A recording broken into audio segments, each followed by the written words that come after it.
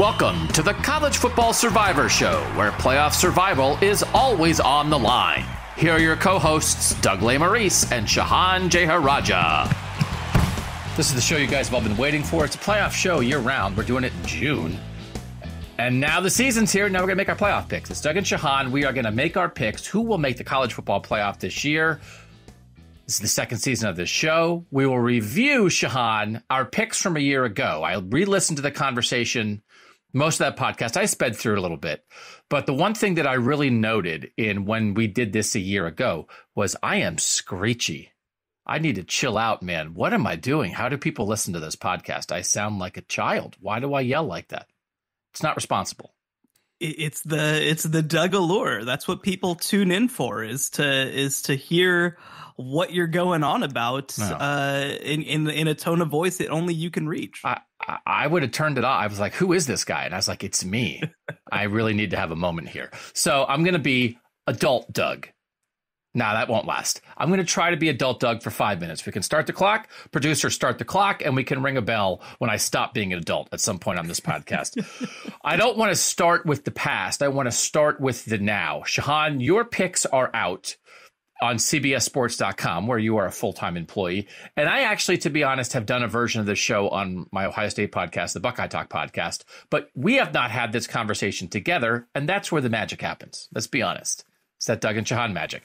So let's start. This is where we started a year ago. Let's start with the teams that are barely missing our playoff, because a year ago, our teams that we did not think would make the playoff were very interesting. We had a very interesting, these teams will not make the playoff discussion. I'm not sure how many you did at CBS Sports, Shehan, but let's just talk about whether they're 5, whether they're 6. Who is just missing your playoff? Yeah, so we had to pick a top 6 over at CBS. And so to start out with, the first team out, I think, is going to be Clemson. I think that the ACC has a couple of contenders to deal with: Clemson, North Carolina State, Miami. I think that Clemson probably ends up picking up a second loss, but it isn't necessarily 2 back-breaking losses. It's just 2 pretty good losses, and it's just enough to keep them out of the field. I think that, when you compare them to the rest of their schedule, when you compare them to the rest of the ACC, I mean, obviously the big difference versus this year versus last year is they're not going to play Georgia in week 1. They're not going to pick up a loss that way. So if they look pretty similar to last season, maybe a little bit better, they, I think, still will lose 2 games and be that first team out. And at number 6, I have Baylor. I think that the Big 12 is going to be pretty competitive this year. I don't think a team is going to go through and only lose 1 game. I think Baylor likely wins the Big 12 at 11-2. Now, again, that's 1 swing game. If they win 1 more game, then I think that there's a conversation to be had, and we'll get into who I think that conversation would be against potentially when we get into that top 4. But for me, I had Clemson at number 5, and I had Baylor at number 6. All right, so let's have a Baylor conversation here, because we're also going to reference, we did a podcast on March 23rd where we did our early playoff picks in March. And on that show, I was also screaming. And I was screaming about, what else are we supposed to talk about? It's March. So I thought that was a fun show, because that's perception. We haven't even seen spring games yet. That's pretty early in the process. I don't think we knew.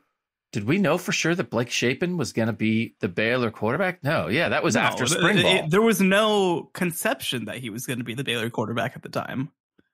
On that podcast in March, I had Baylor in the playoff as my 4th team. And I no longer have Baylor in the playoff. But it's not because they went away from Gary Bohannon and went to Blake Shapen.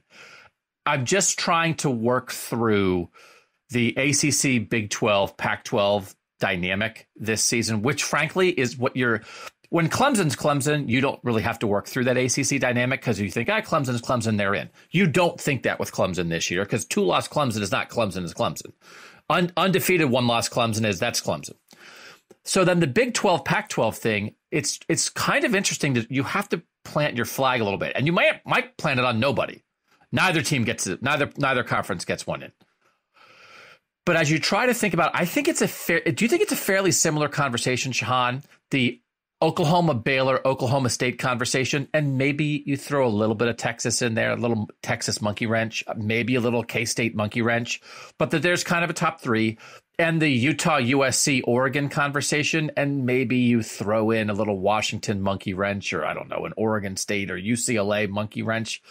Is that a similar conversation, you think, as you try to figure out which conference is more likely to produce a playoff team? Is Oregon, USC, Utah versus Oklahoma, Oklahoma State, Baylor, and how they all knock each other down, balance each other out? Is that similar in your mind?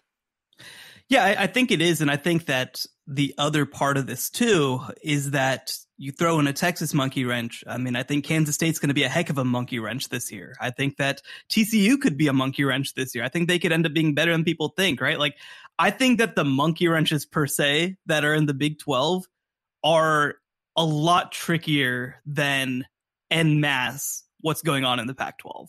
And even, I mean, I think that you could have a conversation about the quality of the three sort of contenders at the top. I think that, you know, I'm probably lower on Oregon than most. But, you know, I think that potentially Oklahoma could be a better number three than what the Pac-12 is working with. So that's a big part of my conversation is I think that Utah is probably better than Baylor. I think it's pretty close, but I think that Utah's probably better than Baylor. And I think that the things that Baylor has to go up against in the Big 12 are probably going to be more difficult. Not even to mention, by the way, having to go on the road and play BYU. I'm about to mention it. Yeah. That is a factor in me no longer having Baylor in the playoff, because I guess I'll make Baylor my 6. The BYU is my 5. And a year ago on this podcast, we talked a lot about Cincinnati because we were deciding at that time whether Cincinnati should join our playoff conversation. And again, we'll get that to more specifically. We had a big Iowa State conversation. We like to talk on the fringes, right? We try to expand our view, not because we're trying to be cool. We're trying to gain audience members in Ames, Iowa, or in Utah or anywhere else, but because what we think. If you look at BYU's schedule, and we've talked about this a lot, it's why BYU is in our playoff conversation as one of the 11 teams. Baylor at home in week 2, at Oregon in week 3, then later in the season, Notre Dame in Vegas, and then they also play Arkansas at home a little bit after that. I think they can go 3-1 in those games. And to make the playoff, they have to be undefeated. If they're undefeated with those 4 wins, I'm not even sure it's a conversation, because there's a chance. What if BYU's undefeated with wins over the Big 12 and Pac-12 champs? It's like, oh, should they be in? It's like, what are you talking about? Should they be in? I don't think they're going to go undefeated, but if they're 11-1 against that schedule, I think that is getting a lot of respect, especially if Notre Dame's pretty good. And if I'm going to pick the loss, I'm going to pick it at Oregon in week 3. That they're so experienced. Why do we like them? Good coach, good quarterback. They're the most experienced team in the playoff race in terms of returning production. They did lose their running back. I think they can beat Baylor in week 2. Then it's like you come right back after that and you have to go on the road to Oregon. That's too tough. Then you get a couple weeks to recover and you get Notre Dame in Vegas and you beat Notre Dame. And then I think they're better than Arkansas. So that's 11-1 BYU, who I think is in. Do you think they're in the conversation, or do you think me having 11-1 BYU 5th is okay, Doug? I can understand how you have BYU 11-1, but they're going to be 9th. Not going to be 5th. Well, I think that what you just described, though, makes the Cincinnati case, which is having a win over Baylor, potentially being number 6, gives them a little bit of a high floor, right? Because I think that, you know, it's funny. I mean, not that we need to get too far into this. I think that in a funny way, the schedule sets up really well because they're going to have a lot of teams that are ranked very highly, but like, I don't think Notre Dame's amazing. I think they're fine. I think that they're a good team, but I don't think that they're unbeatable. You know, Baylor, I think that's a pretty tough matchup just from a physical perspective, but like it's, again, same deal. It's not unbeatable. Oregon, same sort of deal. I think that they're probably more of a top 20 caliber team, so I don't think that you're guaranteed to lose that game, though playing it on the road is tough. And then I honestly look at Arkansas as maybe one of the more difficult games just because of matchups. But again, not unbeatable. They could definitely win that game. So like it kind of lines up in a perfect way where you got all these teams who are highly regarded, but not unbeatable. And I mean, again, if you beat Baylor and Baylor finishes number 6 in the country, then that probably means that you're finishing number 5 if you go 11-1. I think this version for me is an 11-2 Big 12 champ in Baylor who has a regular season loss in the Big 12, maybe avenges it or whatever in the Big 12 title game, wins the Big 12, but has the BYU loss. So that's their 2 losses, and BYU has only 1 loss with the win over Baylor. So again, you have the team that is pretty high in the rankings, and you have a win over them and a better record than them. So you've got to be above them. It's exactly the Cincinnati Notre Dame thing a year ago, but it doesn't quite get them in. So those are our scenarios. We both have Baylor 6, you have Clemson 5, I have BYU 5. So let's give the people, before we relive some of our drama, there is a lot of drama, I think, in the 4th pick, because you start looking around the country and a lot of people are landing in similar places. And we're going to do a head-to-head talent evaluation later about Ohio State and Alabama, because we don't have to tease anybody. Ooh, I wonder if they'll put them in. We're going to talk about those teams directly in comparison to each other, because I did a quick little talent evaluation. The 4th spot is the most interesting spot. So let's give them to them. You got number 4 in your playoff seeding, Shehan. At number 4, I have Utah. And parts of this are matchups, right? So actually, just to take a step back, I will say at number 4, I have Utah. At number 3, I have Georgia. I think that part of that final seeding is going to be the fact that Alabama and Georgia will have just played in the SEC championship game. And there's going to be some finagling, some moving around to try to get Utah to play Alabama instead of Georgia playing Alabama again. And so, and it could work the other direction, but I think that Utah being 4 is more about finagling than it is necessarily about this is the 4th team versus 3rd team. But, when I look at Utah, we've talked so much about it, right? They have, I think, a perfect opportunity. I love this week 1 game against Florida. It's kind of like that UCLA game last year where they play against LSU, and LSU's not very good. In fact, they're pretty bad. But the fact that UCLA went on the road, they hosted them and beat LSU meant something to people, because you're like, oh, wow, they can hang with a team that's like LSU. Now, LSU wasn't like LSU, but it matters. It pushed them into the top 15. Utah starting number 7 this year. They go on the road to the Swamp to play Florida at 6 p.m. on Saturday. I'm very excited for that game. I think it's going to be a great game. If they go on the road and they beat a big, physical, talented Florida team, then there's no question about, well, can they hang with talent? Now, Florida's not there. Florida's not going to be a ranked team, a top 10 team, anything like that, but they are talented. You look at I'm waiting for 247 to release the 2022 talent composite, but the 2021 talent composite, Florida's like number 7 in it. They're really, really talented, and Billy Napier's only recruited even better since then. So this is a very talented team that's going to do a lot of things well. And if Utah is able to go on the road, and if it's convincing, if it's a really close game, then maybe that takes away some of the juice a little bit. But if they're able to win by a touchdown or more, I think that gives them a chance to be top 5, especially after Notre Dame loses by 3 touchdowns to Ohio State. I think they're going to have a chance to move up. And then you go through the schedule. October 15th, you've got USC at home. I think that you can win that game. You go on the road to Oregon on November 19th. I think Utah's better than Oregon. And then you have a chance to, you probably lose one along the way. I don't think they're going to go undefeated, because I think that's a tough thing to do when you don't have super, Alabama, Ohio State level depth. I think that's just really hard to do. But that gets you to 12-1. And I think that definitely gets them into the college football playoff. This Florida game, maybe we are underrating, and it is an opportunity, but it is certainly, I think that Pac-12 is good enough that I'm not sure Utah needs opportunity, that the idea that you're getting USC and Oregon both in the regular season, and then you're likely to get the better of one of those in the Pac-12 championship game, right? So that's your 3 quality games. If they could be playing South Florida instead of Florida, and I don't think it would diminish their chances of making the playoff based on their schedule strength, right? I don't think people be going to, one lost Pac-12 champ, their schedule's not good enough. They might lose. It's a 2.5 point game. Utah on the road is favored by 2.5. So that Right. It's a road team that's favored. This is a super interesting game. It's not Georgia, Oregon. It's not Ohio State, Notre Dame. I am waiting. There's a lot of people picking Utah, including me. They are also my number 4 team. And I think we might be sitting here a week from now, kicking Utah out of this playoff discussion. We have 11 teams in our playoff discussion. We're going to kick a team out every week, and we're going to add a team every week. Then we're going to be open to getting up to as high as 12. How much would that upset the apple cart of this season if Florida beats Utah on Saturday? And how much of an upset would that be? Or again, when that talent composite comes out, guess who's going to be higher? Not Utah. Florida. Oh, yeah, easily.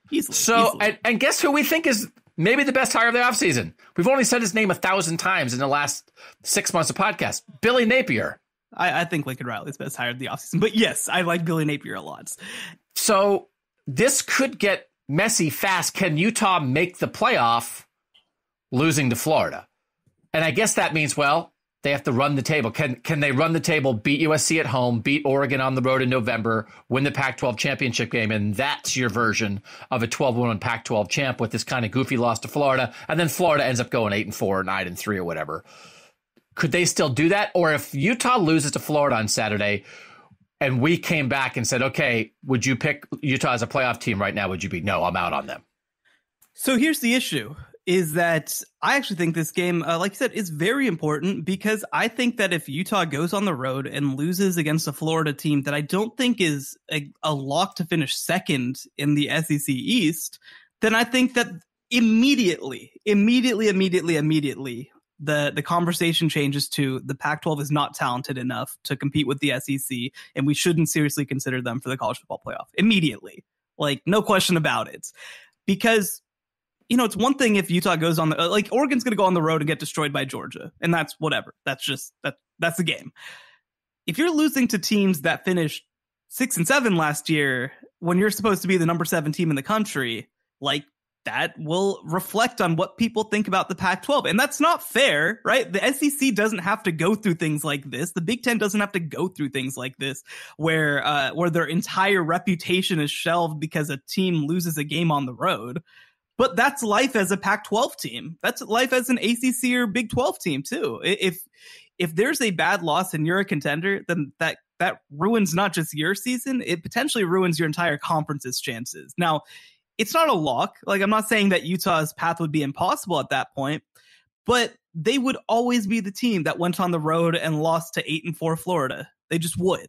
And that, I think, does mean...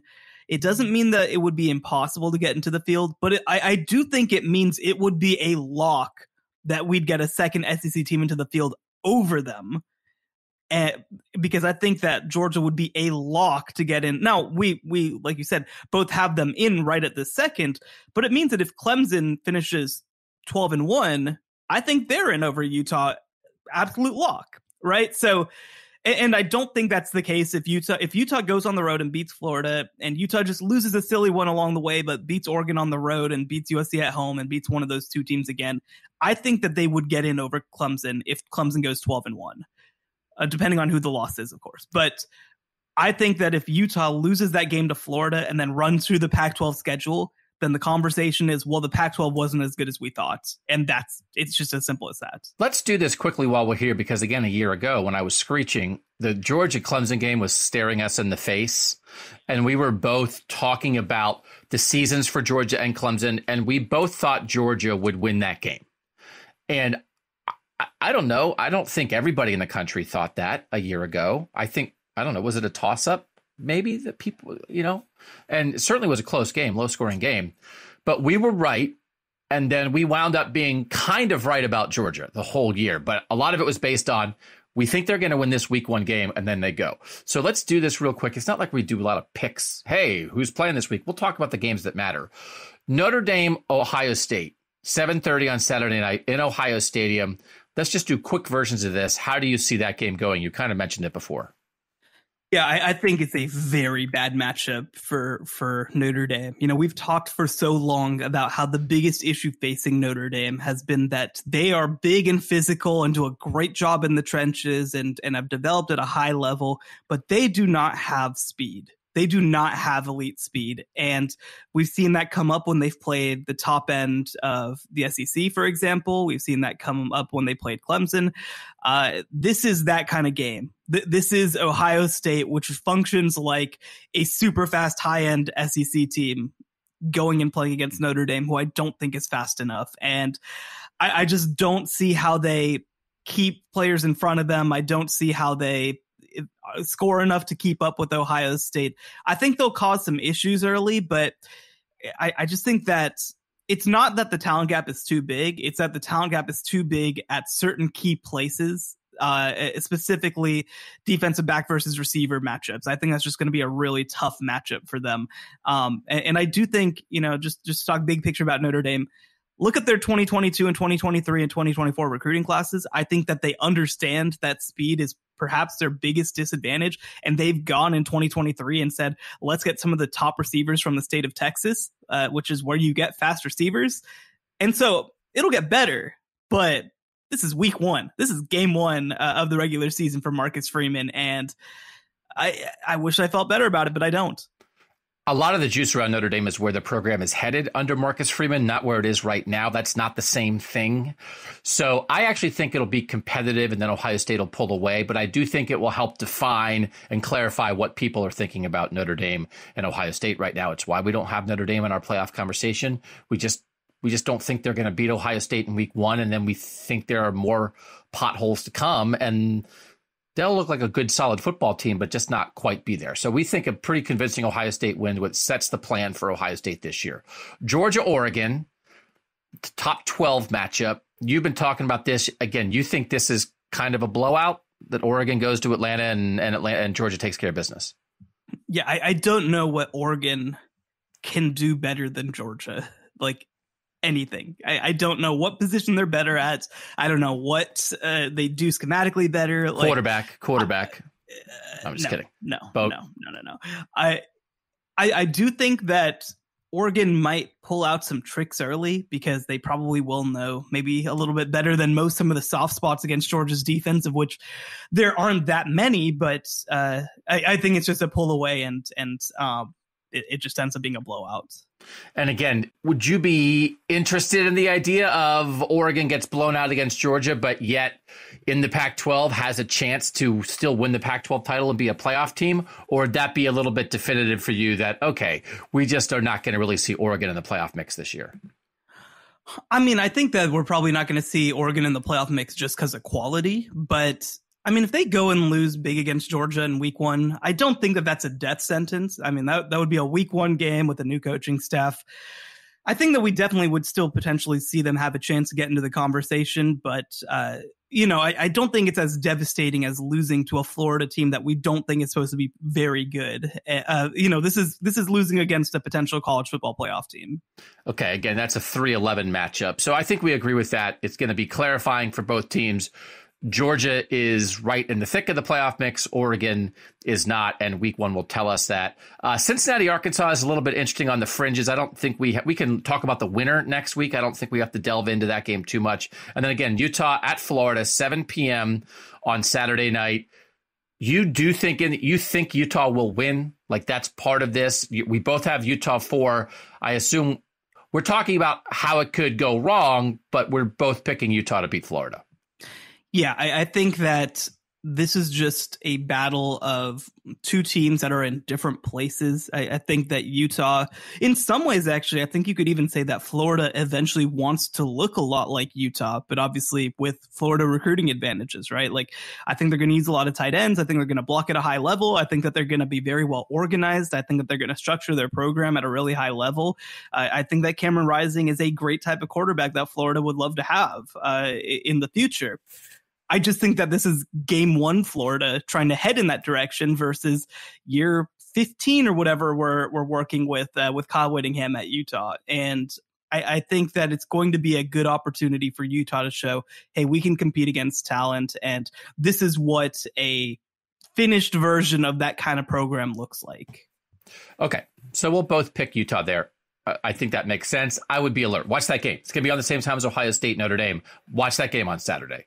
And if Utah's up by 21 at halftime, then you can maybe not pay attention. But Florida has a chance to make that interesting, especially at home. What if this is the beginning of the revival of Florida and it starts week 1? Like Billy Napier lays the groundwork right now, beating a top 10 team. It's an interesting spot with where those two programs could be headed. Okay, we have our teams just missing. We have our number 4 playoff teams in. Shehan's revealed his 3rd team. Let's, on the other side of this break, go in the Wayback Machine and talk about what we predicted a year ago. If you like people kind of being right, but mostly being wrong, you'll like this next on the College Football Survivor Show. Don't miss the College Football Survivor Show bonus episode this week. Available only on Apple Podcasts. Let's play quarterback, receiver, running back, and let's rank the top 10 trios in the country. Quinn Ewers at quarterback, Xavier Worthy at receiver, and Bijan Robinson at running back. That's probably top 5. That's somewhere to start. What about literally every other player on the roster? I mean, it's one of those things. When you're taking shots with dark horses, right, you take shots on talent. If I'm going on a dude search, I'm going to go on a dude search in Texas. I'm not going to go on a dude search in North Dakota. No offense to anybody in North Dakota. A dude searching your way through the Longhorn State is not a bad way to go. Shouldn't Steve Sarkisian be good at this? I got like 84 seconds into a reasonable Texas discussion before you just start punching holes in my Longhorn balloon. Subscribe now on Apple Podcasts for exclusive College Survivor Show bonus episodes. Doug and Shehan back. You can follow us on Twitter, CFB Survivor Show. We'd love to have you. And then we'll, encourage people to ask questions there. Once the games start, I think people get fired. Oh, what do you think of this? What do you think of that? We'd love to have that interaction and use some of your questions on the show. By the way, on the Apple Podcast show this week, it's $2.99 a month to get those 4 bonus episodes a month. So there's one every week, like earlier in the week. We do that Apple show, and then we do this main show midweek. That bonus ep, we did dark horses for the college football playoff. So we have 11 teams in our discussion. We have 5 other teams that we talked about that did not make our playoff contender list.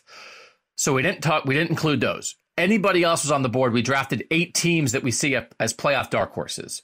And I think we had an interesting conversation there. Again, we're not talking about like Sun Belt teams. We're talking about Power 5 teams for the most part that we just did not have a playoff conversation about before. For instance, Penn State. For instance, Oregon. For instance, Texas. So go listen to that. Be a subscriber to our bonus episodes each week. A year ago, Shehan, we were so close to being really right because we both had Georgia as the number 1 seed in the college football playoff. And then we both had them losing their semifinal game to the number 4 seed. So they weren't the number 1 seed. They were the number 1 team all year. They lose the SEC championship game. They're the 3 seed, and then they win the national championship. That is the only playoff team that we got right a year ago. We were each 1 for 4 on playoff teams. We both had Georgia number 1, and then we just couldn't go all the way with Kirby. I know you yell at me for underrating Kirby Smart. We did the exact same thing, which is like, great regular season, Kirby, but you can't win a game that matters. So you had them losing to Clemson because Clemson was your 4 seed. I had them losing to Oklahoma because Oklahoma was my 4 seed. As we look back now, what do you think?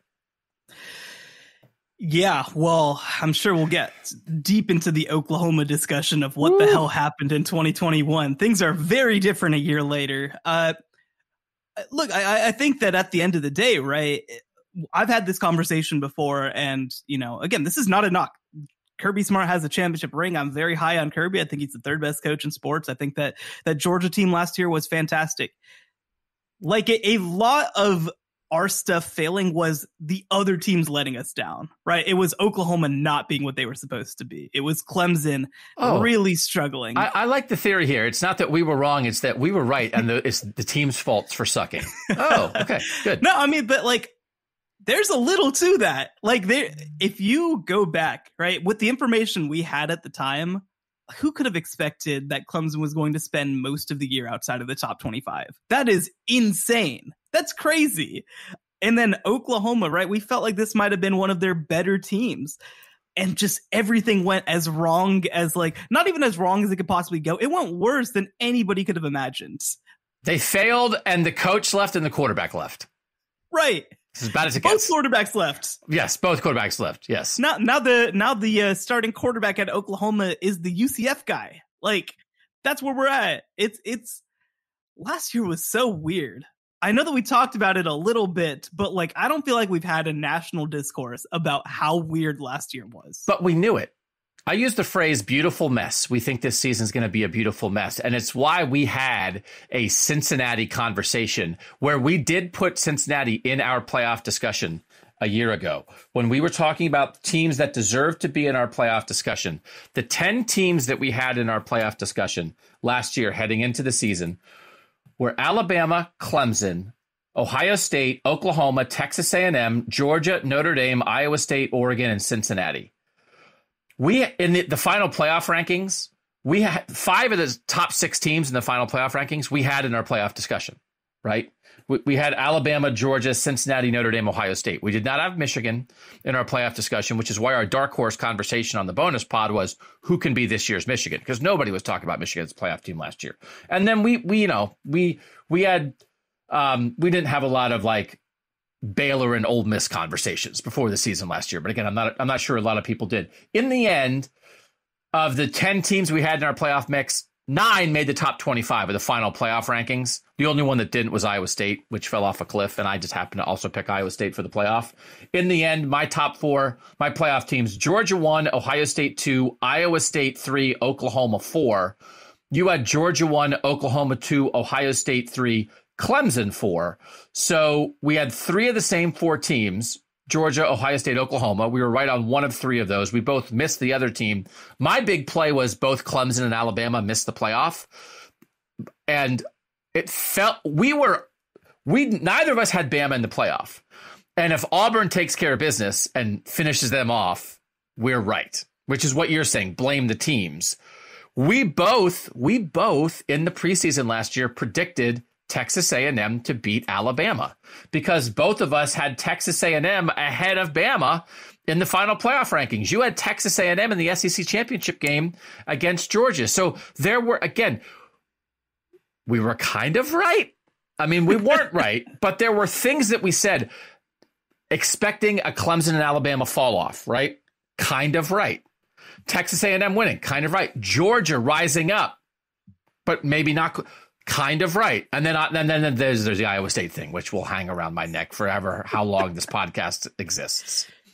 You know what is funny? We'll transition into talking about our number 3 teams a little bit in just a second, but I feel like last year, and actually, let me take a big step back. So when the AP poll was released this year, right, the preseason poll, Utah comes in at number 7. And at number 4, we have Clemson, who finished the year number 14 barely. At number 5, we have Notre Dame, who lost to Oklahoma State in their bowl game and lost a lot. And at number 6, we had Texas A&M, who finished the year unranked, and I believe became the 12th team all time to go from unranked to top 10 in the preseason poll, which is just the most A&M stat I've ever heard in my life. And like, so much of that preseason poll felt like, why are you cowards not ranking Utah number 4? Like, why are you playing it so safe? And when I go back and listen to my list of teams that I had make the playoff last year, it feels a little like that. It feels a little like, this feels a little cowardly. This feels a little like chalky. And we talked about it last year. Heading into last year, 21 of the 28 playoff spots were taken up by 4 teams. And I think I had 3 of them making the field last year, with Alabama being the one that misses. And instead, it was exactly the opposite. It was Alabama made it and the other 3 missed it. And so, I mean, do you want to get into our number 3 right now? So let's do this, because there's a conversation to be had here, because this is where we differ. We both have Utah at 4. You have Georgia at 3. I have Clemson at 3. You have Clemson missing it. I have Georgia missing it. And my Georgia scenario for missing the playoff is the loss you don't see coming in the regular season, and they lose the SEC championship game. And as a 2-loss team, they're not in. So I don't know. Maybe I should have them 6 or whatever. Like, that might be wrong by me. Are they going to be 7? Are they going to be whatever? I just think Kentucky, Tennessee, South Carolina, if I had to pick it, I think I'd pick that September game against South Carolina. Spencer Rattler reminds people of who he is. It's like do I think Spencer Rattler's going to do it all year? No. Do I think he has enough in him to rise up in like the biggest game and like after a disastrous season a year ago? Maybe. And if not, maybe it's Will Levis for Kentucky. And if not, maybe it's Hendon Hooker for Tennessee. I just think the defense will be good, not great. Their quarterback is still good, not great. And if you put more on him, I don't know that he's going to do it for 12 weeks. So that's my scenario for why I have. And I think Clemson, whether it's in shape DJ or freshman Cade Klubnik, I think the quarterback play will be better and their defense will be awesome. And that's why I have Clemson in. So that's my Georgia Clemson view. What's your Georgia Clemson explanation? Yeah, I mean, I go back to after putting it all together, feeling a little bit cowardly because there are 3 teams right now that are just from a talent perspective lapping the field. It's Alabama, Ohio State, and Georgia. And spoiler alert, that's my number 1, 2, and 3, right? Like, and the reality is we haven't seen Georgia do the like playoff caliber, national title caliber thing for multiple years at this point, right? We've seen them be like they finished number 5 countless times at this point, one loss outside of the playoff. We haven't necessarily seen them be this lock as being the second team. And, for me, I think Alabama is incredible. I think this might be one of the best Alabama teams ever. So like, I think they have to be in, which means that you're guaranteeing at least 1 loss for Georgia in the SEC championship game, which is obviously what happened last year too. So I think that part of this is me thinking that the voters and the committee and the conversation is just going to give Georgia a huge benefit of the doubt now that even if I think that even with 2 losses, we might have that conversation because one of the losses will be to the number 1 team.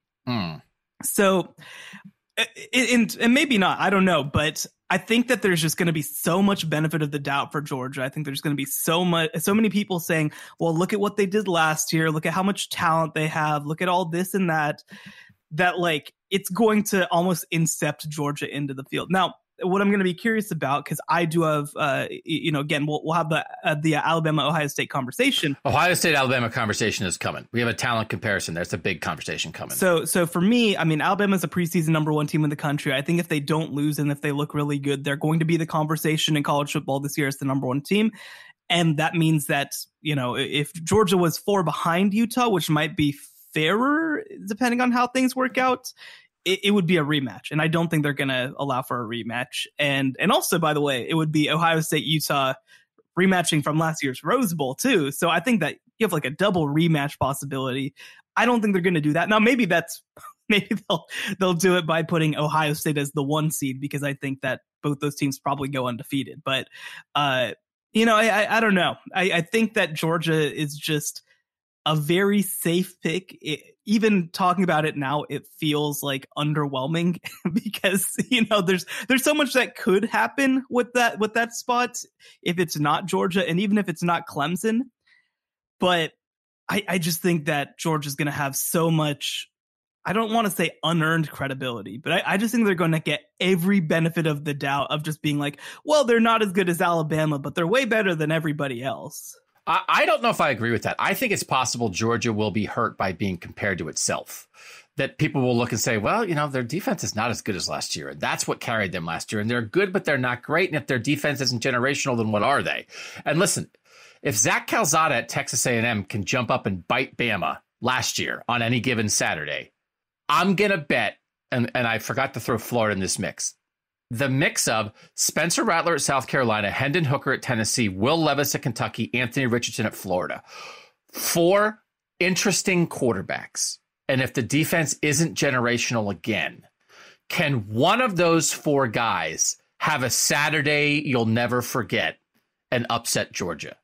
I don't know that I'm at the point where I just assume Georgia's going to win every game it's favored in, just because they did it last year with 10 NFL guys starting on the defense. So, Jermaine Burton's at Alabama. He's not there. George Pickens is gone. They lost their top 2 running backs. Yes, they're filling in, but I'm not all the way there with Georgia that Georgia now gets all my benefit of the doubt. And I wonder, I think it could be a little weird this year. I just don't think 2-loss Georgia is going to get in. Now, the one thing we were just talking about Oregon, how good's Oregon going to be? If they blow the doors off Oregon and Oregon wins the Pac-12, that really helps. If they blow the doors off Oregon and Oregon's 8-4, then it's like, okay, just like we were saying, if Utah beats Florida, but Florida's 8-4, okay, well, so it's going to matter a little bit because they got a lot of juice off that Clemson win a year ago, right? And then even though Clemson had a year that was below the Clemson standard, Georgia was so dominant, that win got them going. I just think it's hard to win every week. And I don't think they will. And then when you have Bama waiting for you in your championship game, that's your second loss. We've never seen a 2-loss team make the playoff. And okay, Georgia with all its talent as a defending champ, they're the first team to do it. That's probably the type of resume, right, that would get you there. But I just think I don't think a 2-loss team will make the playoff. So I think it gets interesting. The one thing that I'll say, especially if they do lose one along the way, is they're playing Oregon, who's going to be number 11. Let's say that Oregon loses by 3 touchdowns. I mean, Oregon's probably like the number 22 team in the country or something like that after that. And then the second to last week of the season, they play at Kentucky, who's number 20. And those are the only 2 ranked games on their schedule. You know, that's not a very impressive schedule. Agreed. So like if they do trip up along the way, I mean, I think you even compare it to Clemson. Clemson's got a pretty interesting schedule. They play at Wake Forest, who's ranked right now. They probably won't be later because Sam Hartman's out. But NC State's going to be ranked. I think that they could be potentially a postseason top 10 or 15 team. Notre Dame is ranked right now. I don't know exactly where they're going to be by the time that they play on November 5th, but they'll be ranked in one way or another. And then they play Miami at home on November 19th, and then we'll get somebody else, maybe Miami again, in the ACC championship game. So you're probably talking about 3 or 4 ranked games that are pretty good for Clemson. So if it is a comparison between a 1-loss Georgia and a 1-loss Clemson, like that's probably quite a discussion.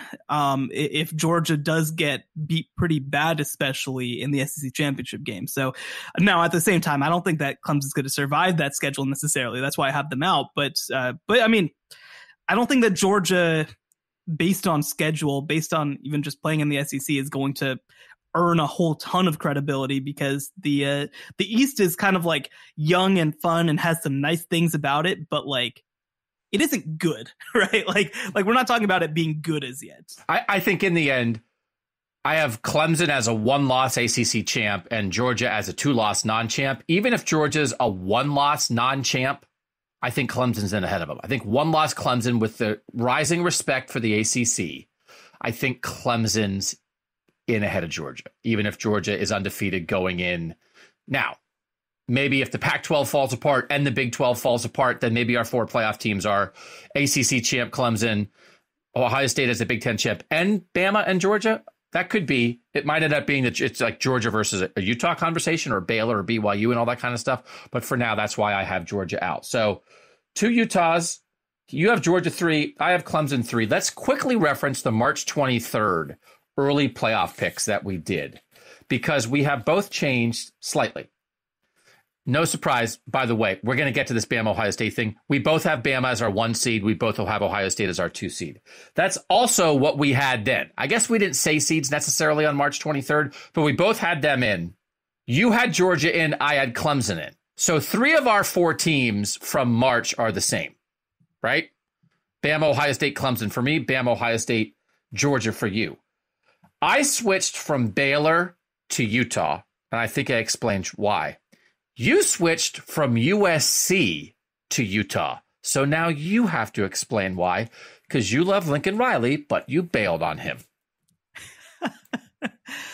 No, I mean, I think that they still have a very good chance of putting this thing together. I mean, truly, I believe that USC should make the Rose Bowl, and anything short of that should be considered a failure. That's the expectations, I think, when you're Lincoln Riley and you come in talking big game and you get the number 1 transfer class of all time and you bring in your quarterback and your receiver and the Blitnikoff winner. Like, you have to make the Rose Bowl. You have to win 10 games. That's what it's going to take.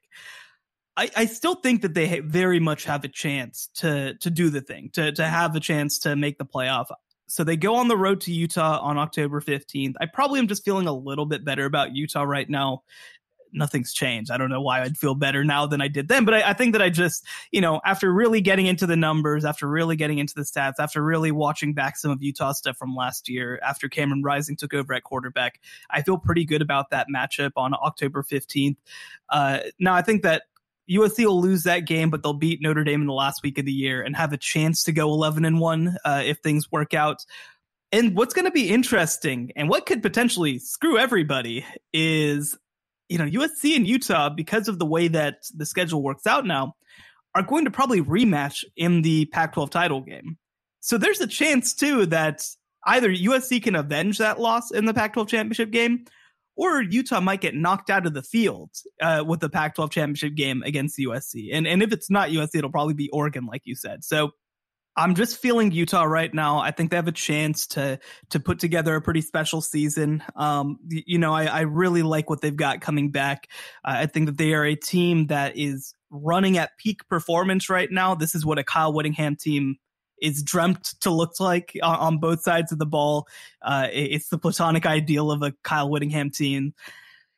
I'm just feeling Utah right now, but, and I think that part of this too is probably also talking to other people around Pac-12 country who really feel like this is a Utah year, that this is a team that really changed after week 3, after they switched to Cameron Rising at quarterback.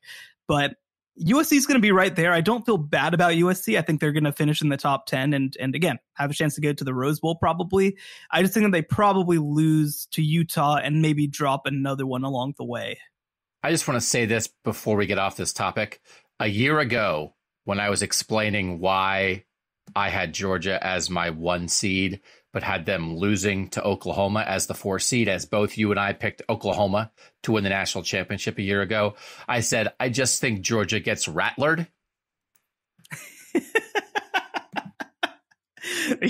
So now you're saying it's a year early on it, huh? September 17th, Georgia at South Carolina, a noon kickoff. I think Georgia gets rattlered. So that is, I'll officially plant my flag that it's just a weird start for Georgia. They beat Oregon. They feel good about themselves, and they play Samford. It's like an exhibition game. They'll be everyone will be in on Georgia, and they start feeling themselves a little bit, and they're not as good as they were last year. And Spencer Rattler is lying in wait. So that's my specific version. But if it doesn't happen, then I just think it'll happen somewhere else. Okay, that's why we changed. That's who we've got. Everybody in the country has 2 teams at the top, and we need to talk about them and make our national title picks next on the College Football Survivor Show. The College Football Survivor Show, where playoff survival is always on the line. We both have Bama 1 and Ohio State 2 in the seeding. Is that correct? Yes. We both think Ohio State and Bama will both go undefeated. Is that correct? I lean that way. I did a mathematical breakdown that I made up, pulled out of nowhere, which is my favorite kind of math. I don't know if they have that. I might have taken that kind of math in college, made up out of nowhere math. And just going through Ohio State's schedule and assigning a % chance of Ohio State to win each game in their 12-game regular season, I got to a 28% chance of Ohio State going 12-0, which sounds low, but is actually pretty high. There wasn't a single game that I gave Ohio State less than a 75% chance of winning. But still, when you do it enough times over a 12-game schedule, it gets you down to 28%. And then I said, oh, no, but I think they're going undefeated, right? And I think that includes, I think Wisconsin's going to be pretty good. I think Wisconsin loses in Columbus on September 24th and then runs the table. I think it's 12-0 Ohio State versus 11-1 Wisconsin for the Big Ten championship, and I think Ohio State wins again. Some people have brought up to me in that version, with Ohio State having wins over Notre Dame, Michigan, Michigan State, Penn State, and Wisconsin twice, wouldn't Ohio State be the 1 seed? Whereas Bama, who's Bama beaten? Bama's beaten Texas. They've beaten Texas A&M, LSU, Ole Miss. Is that enough? My answer to that, Shehan, is like Bama's Bama. And I just don't see like undefeated Bama. I don't know how the committee gets off of them, almost no matter what like the schedule strength might say. Well, and I think that another factor to throw into this too is that if they go 13-0, then they will have beaten most likely number 4 Georgia in the SEC. That's actually the most important point. Yeah. Yes. And so I think that Ohio State will have more wins, but like again, I don't think Notre Dame's going to finish as a top 10 team. I think that Notre Dame's like the number 18 team in the country. I think Wisconsin could be like borderline top 10, but nobody will think that Wisconsin's Georgia. And then I think that Michigan's probably like in that 10 to 15 range. And we talked about Michigan State's schedule yesterday. I think they're probably going to finish unranked, even though they're going to be a pretty quality team. Though Penn State will be interesting, but like, again, we're talking about playing 4 or 5 teams that are like 10 to 20 range versus beating the number 3 or 4 team in the country. That SEC title game juice is hard for anybody to match, right? So I think that's why we get there. So then let's do our breakdowns. In our scenarios, I have Bama. We both have Bama, Utah as a semifinal, 1 versus 4. You have Ohio State, Georgia, 2-3. I have Ohio State, Clemson, 2-3. Do we both have Ohio State and Bama winning those semifinals? Yes. Okay, we both have that. So let's talk about Alabama, Ohio State. I did a quick thing. Bama released a depth chart this week. Ohio State doesn't release a depth chart anymore. Michigan doesn't release a depth chart. I think Texas is no longer going to release a depth chart. I'm going to do that. I'm going to figure out Power 5 teams who does and does not release a depth chart. It's silly. Can we inform fans? I don't know why people wouldn't do it. I think it's very silly. Sounds like championship programs release depth charts and other programs don't. I mean, it's one of those things like when Harbaugh stopped doing it at Michigan a couple of years ago, and Ohio State people were like, "Oh, Harbaugh can't do it," and then Ryan Day did it too. It's like, okay, well, like what? Can you just provide information to fans? What's so hard about this? The thing is, right? Like, I just feel like at a certain point, if you feel like your biggest competitive advantage is to try to like hide information from people, it probably means that you're not that good, right? Like, I feel like in the NFL, they release everything.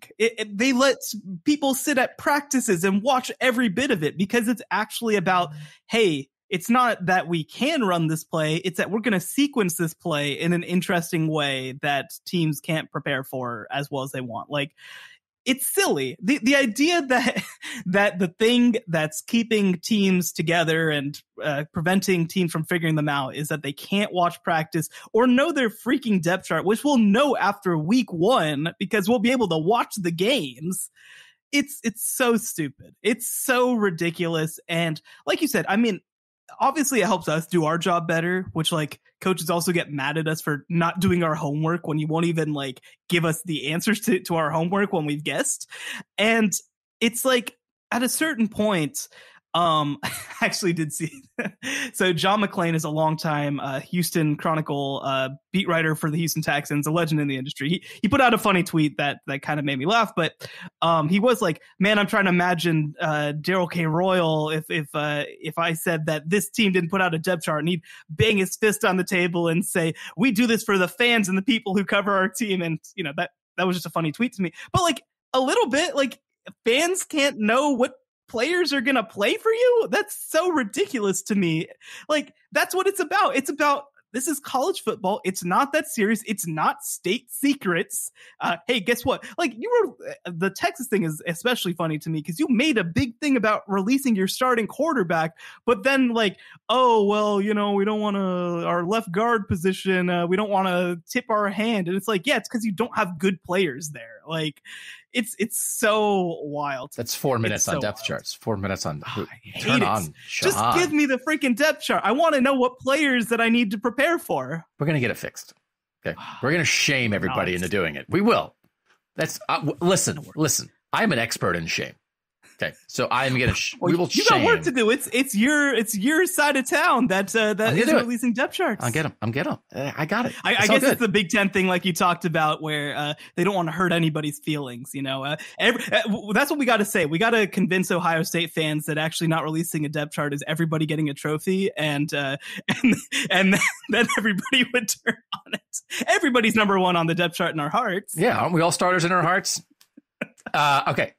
This is very quick. Based on Alabama's depth chart starters that they released and my analysis of what I know to be the Ohio State depth chart, because I'm around Ohio State, even though they didn't release it.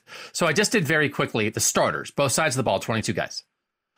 How many top 100 players are there? Top 100 recruits are there among the starters for Alabama and Ohio State? And how many 5 stars, which is like top 25, top 23 guys, right?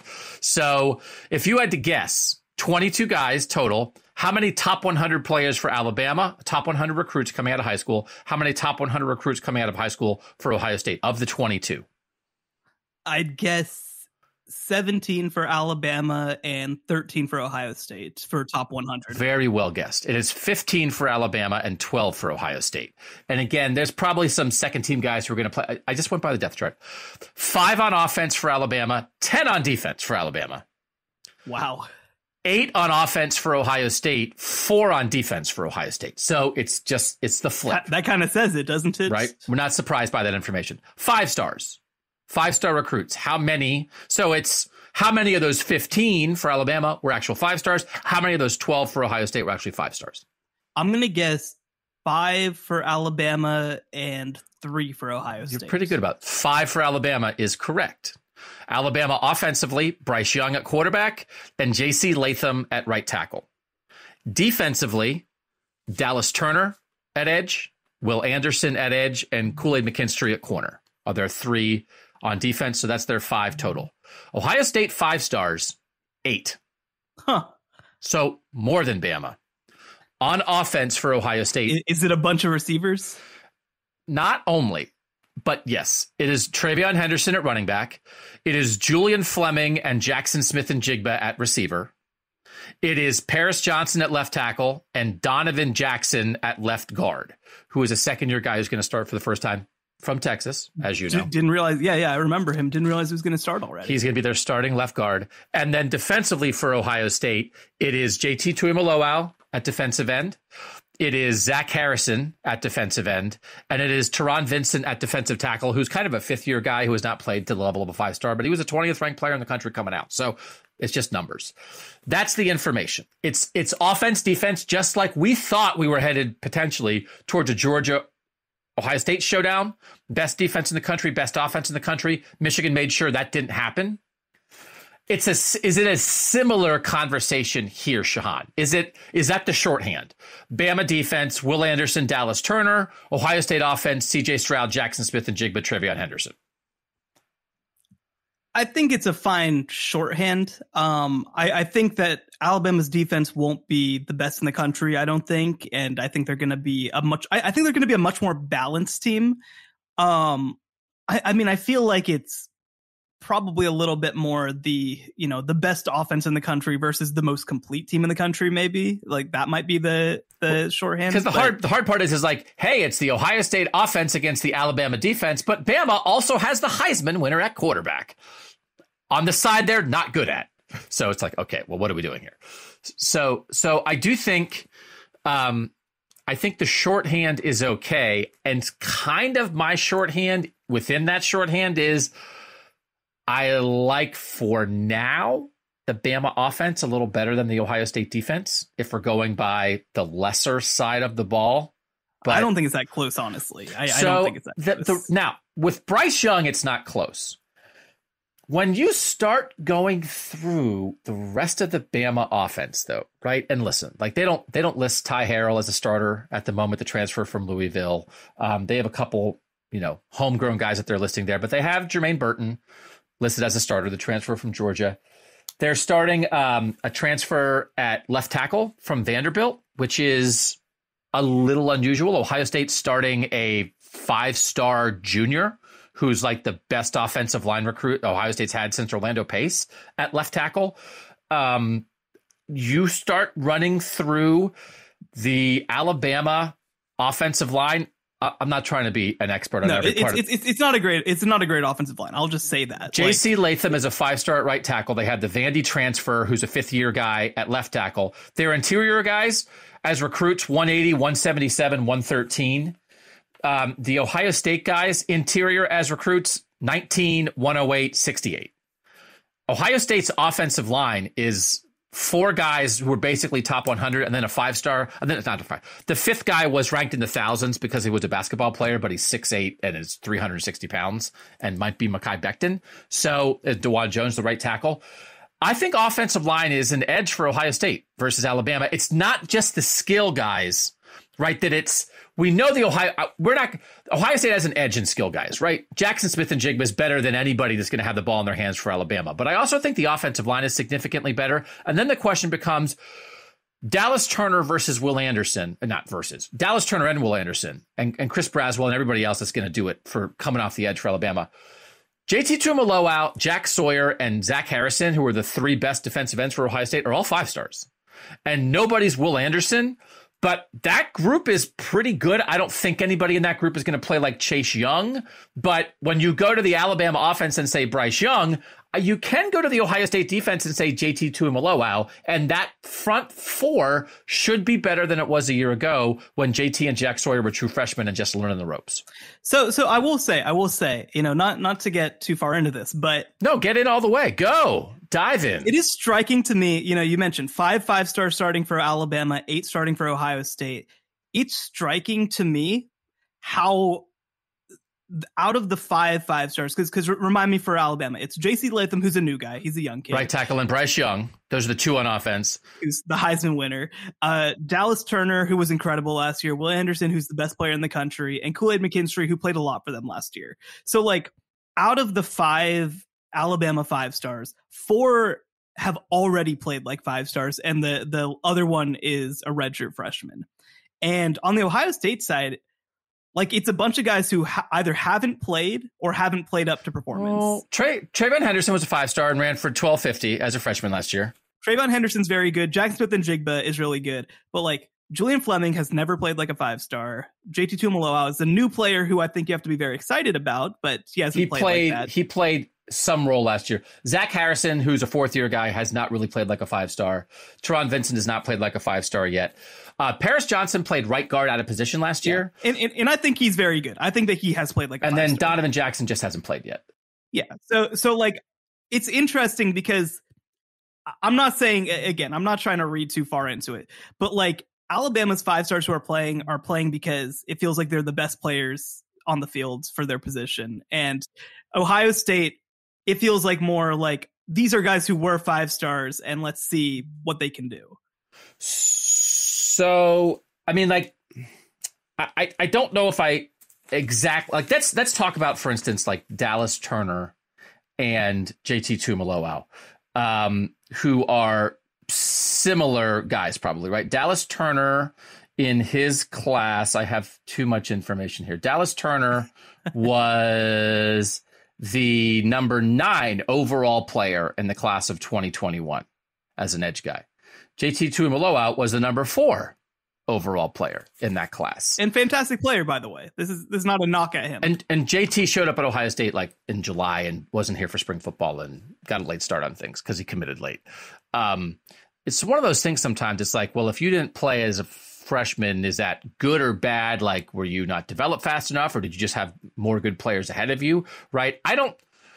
Dallas Turner, I think, has shown more. I don't know that the conversation... I think it's by a big margin. But is that because Dallas Turner is that much better than JT Tuimoloau, or is it just because Bama needed him more last year compared to the other guys that could play? My response would be that Ohio State's defensive line wasn't very good last year, and JT didn't play. Well, he did play. He played 250 snaps, but he wasn't a starter. He was not a starter. Dallas Turner was one of the best players in the SEC last year as a freshman.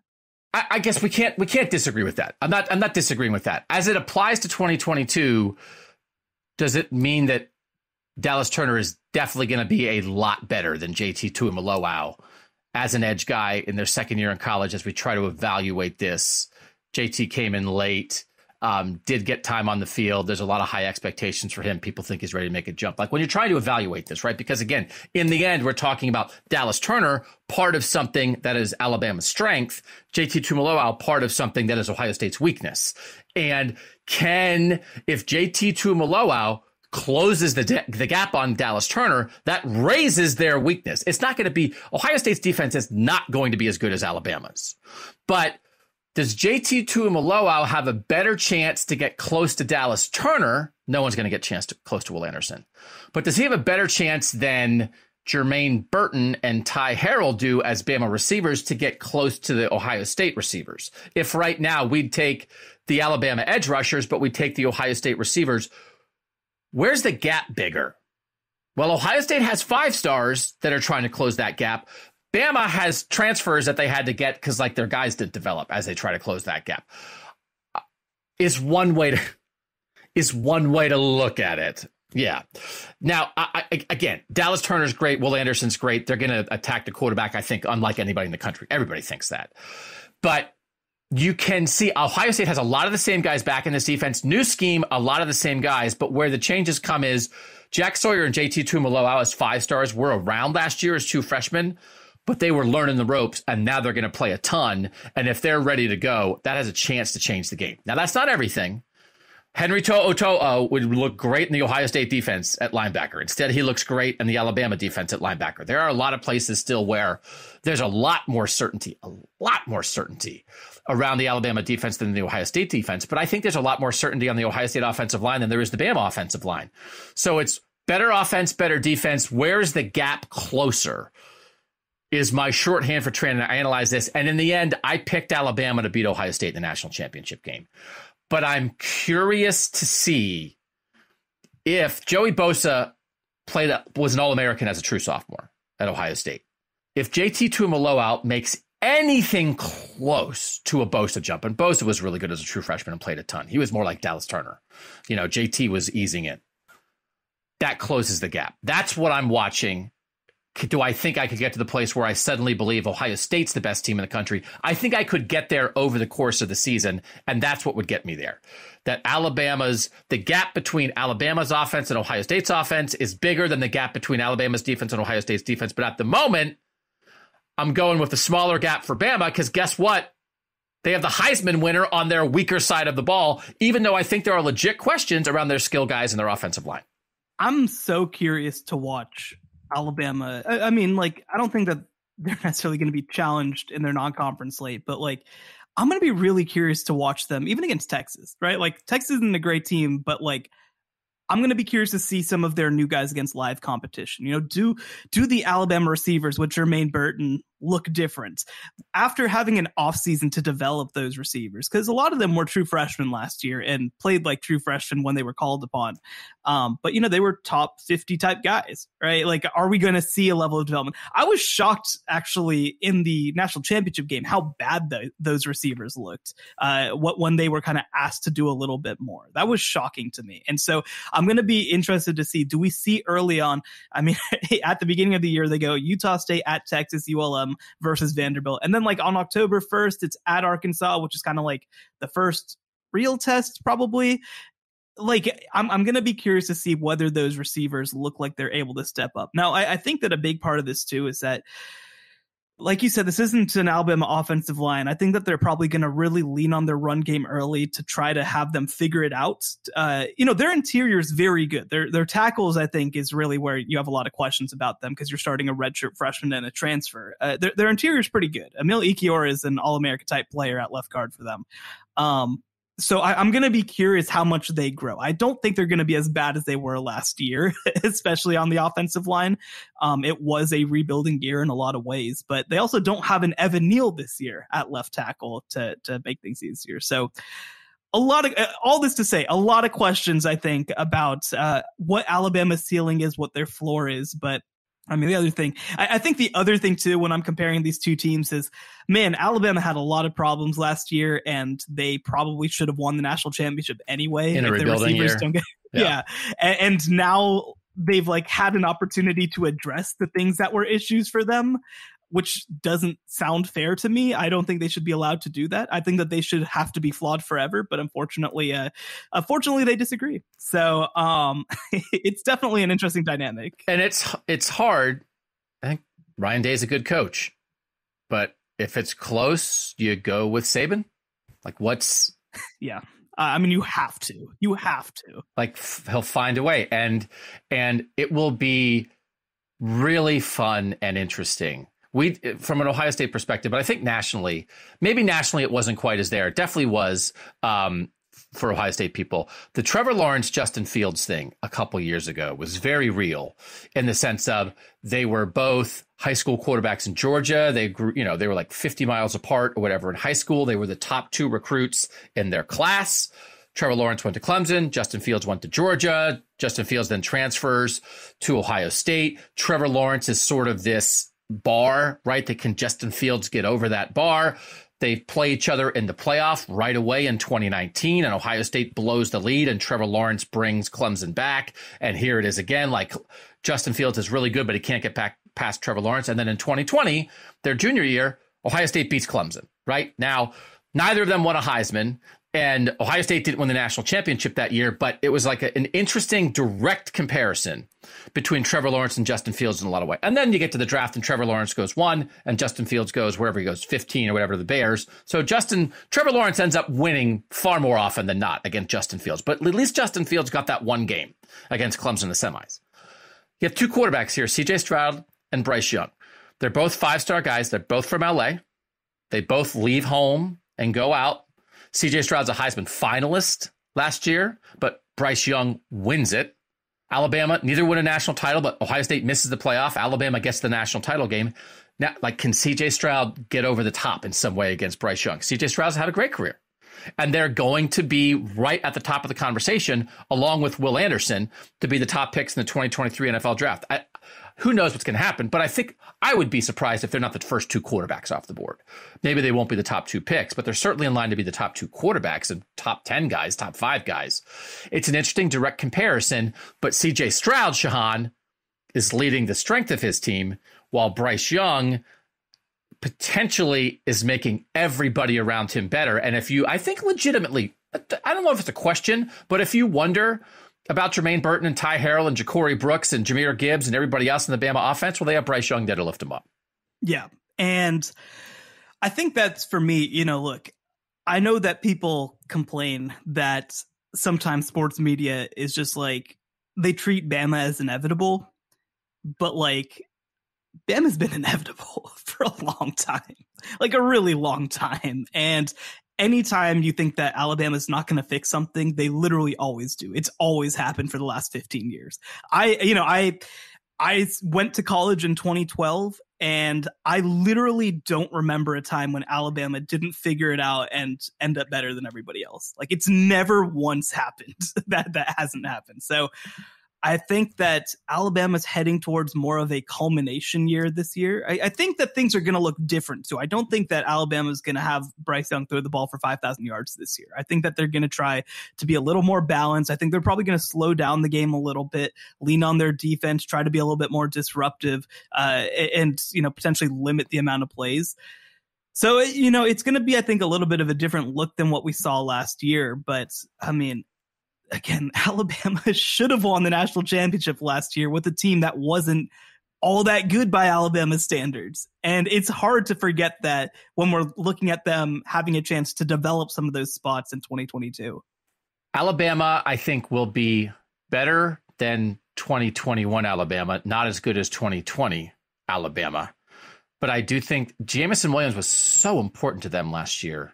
His speed opened everything up. They have to answer for, like, who does that for them beyond Bryce Young? Who is the skill guy that makes life easier for everybody else? So I think they have to answer that. Maybe it's Burton, maybe it's Harrell, maybe it's somebody else. Maybe it's just Jahmyr Gibbs is so good with the ball in his hands that it opens up the whole passing game.